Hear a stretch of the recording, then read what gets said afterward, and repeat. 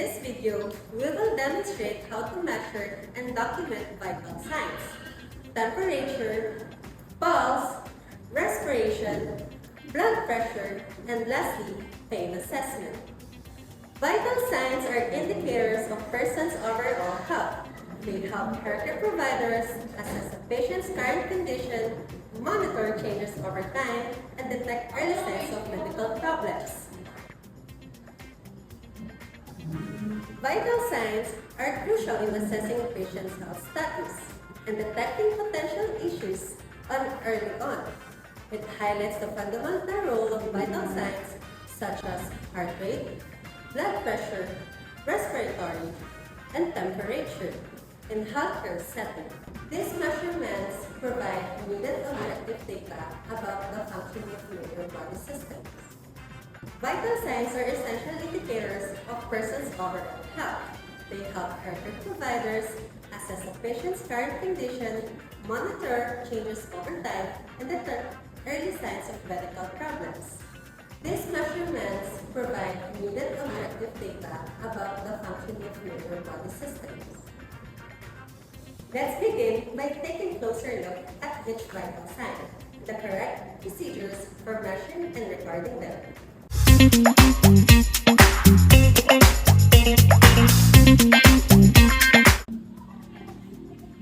Hi, this is Kay. Today I will be showing you vital sign equipments. Let's start. For temperature, we will be using a digital thermometer, and here what it looks like. For pulse, we will be using our fingers to feel the radial artery, and no special equipment needed. And for respiration, we will be observing the patient's breathing pattern, and no specific equipment is needed. And for blood pressure, we will be using a sphygmomanometer and a stethoscope. Let's take a look. Now that we've shown the equipment, let's move on how to prepare the patient.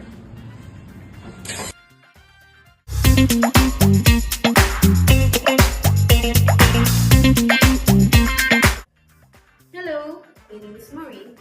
So today I'll be guiding you through the steps we take to prepare a patient before measuring vital signs. This includes making sure that you're comfortable explaining what to expect and setting everything up for accurate results. So let's get started. So first, we need to ensure the privacy and comfort of the patient. Confirm their identity, and then third is to explain the procedure. So, for example, I will check your temperature, pulse, respiration rate, and blood pressure. So fourth is a proper positioning. So please sit comfortably with your feet flat on the floor and your back supported. Try to relax your arm on the armrest or a table at heart level. So five is to remove obstructions. If you don't mind, please roll up your sleeve so I can place the blood pressure cuff on your upper arm. So 6 is the rest before measurement. Before we begin, I'll give you a few minutes to rest so your readings are as accurate as possible. So now that you're all set and comfortable, let's take a closer look at how vital signs are measured. So let's watch this short video to see the process in action.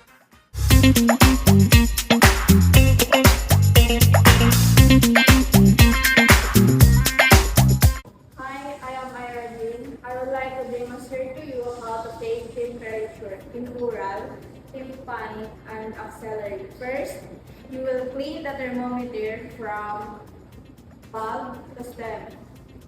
For oral, place the thermometer under the tongue and close the mouth and wait until it beeps. For tympanic, gently pull the ear and insert the thermometer into the air bubble. For the axillary, first you will loosen the close of the patient's gum from the axillary area and make sure that the axillary is not wet.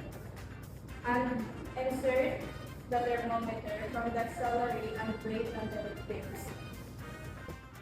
After using a thermometer, clean it from the stem to bulb.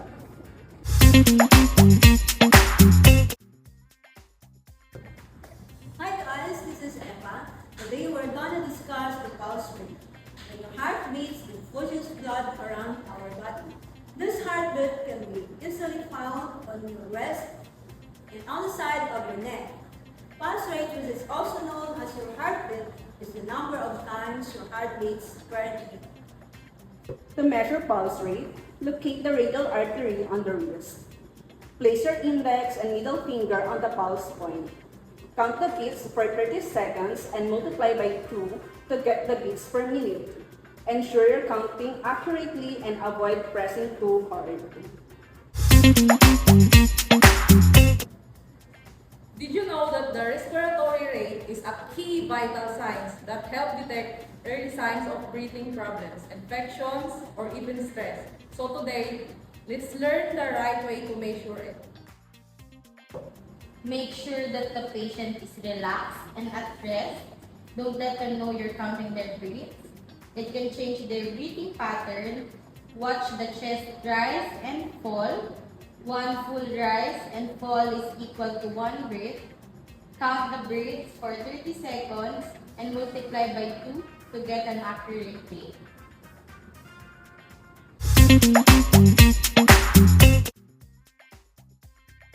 So now I will be demonstrating on how to get a blood pressure from the patient. Hello sir, good afternoon. My name is si Chandu. I'm your nurse for today. So today sir, kukuha ko po ngayon ng blood pressure. Kamusta naman po kayo ngayon sir? Okay. Wala naman po kayo nararamdaman.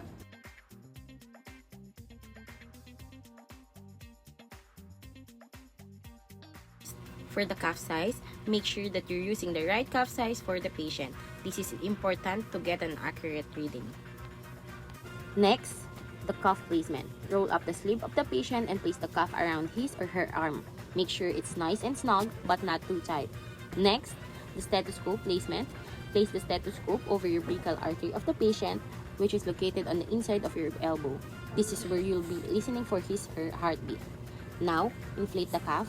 Inflate the cuff to temporarily stop the blood flow in the arm of the patient and make sure that the patient is still comfortable with what you are doing.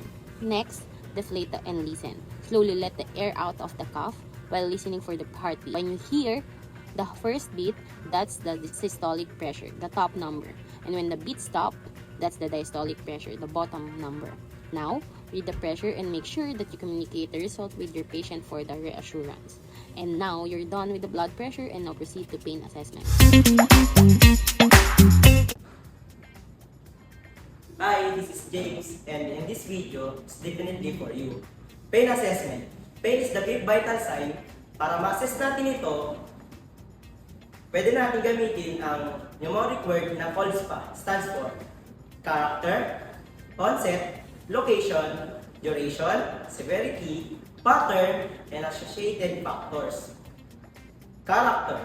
Let the patients describe their pain in their own words. Onset. It provides data on how long the client has had the pain. Duration. This is also help identify the nature of the pain. Severity. Using a standardized tools help to determine how much the pain worsens or improves. Pattern. Understanding the course of the pain provides a pattern that may help to determine the source. And last one is associated factors, accompanying symptoms and also identifying possible source. I'm going to demonstrate how to get the pain level of the patient. Sir, can you tell me the level of pain that I'm experiencing right now? Rate it to 1 to 10, and then 1 is the lowest pain, 10 is the lowest pain. 8. 8. Ang sir, saan po ba parte na yung masakit?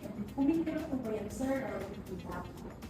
Circle size and committal siya. Ilang days na po yan, sir? 4 days. 4 days. Ito, sir, sa 4 days na ito, may tinitik na kayo ng Yes.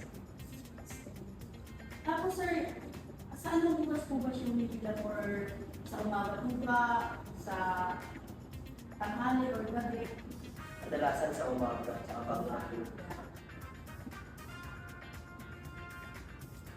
So far po sir, doon sa nabanggit mo kung pain na yun, may iba po ba kayong nararamdaman pa or wala? Wala na.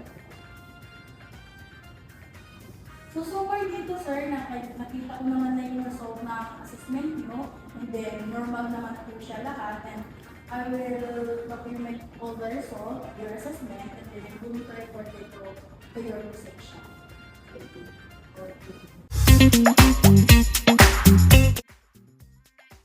We come up with the conclusion.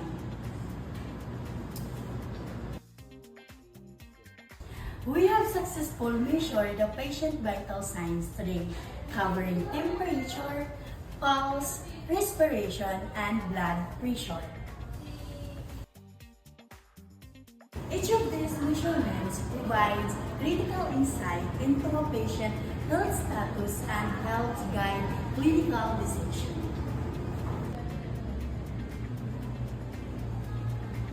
This ensures accuracy and maintain consistency in patient reports and support effective communication within the healthcare team.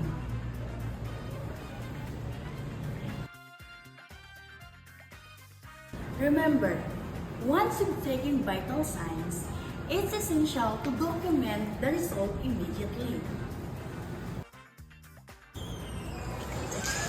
Stay attentive, stay precise, and always document as soon as possible after that assessment.